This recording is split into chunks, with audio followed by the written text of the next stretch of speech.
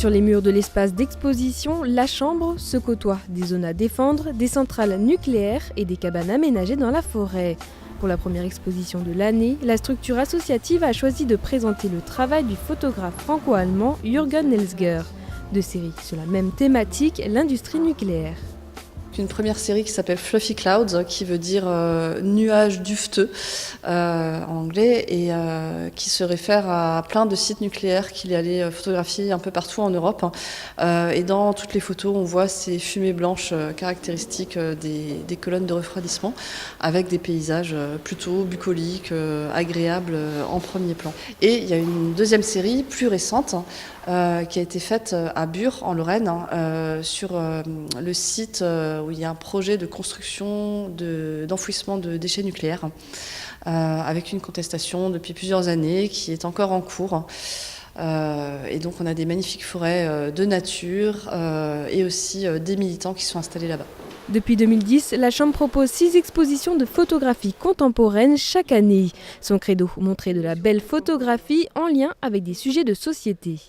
Ça correspond à notre volonté à la Chambre de montrer de la photo qui est en premier lieu de la belle photo, des belles images, mais qui a un message significatif aussi par rapport à la société contemporaine. Donc pour nous, les questions sur l'urbanisme, le progrès, l'environnement, c'est important d'en parler. Et pour les 6 semaines à venir, le paysage est à l'honneur. Cette nature marquée par l'action de l'homme et l'activité économique.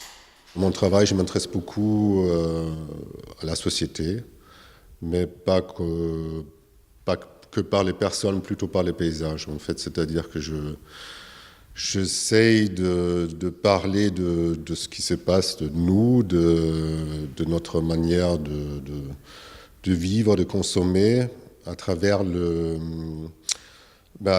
les traces qu'on laisse dans le paysage.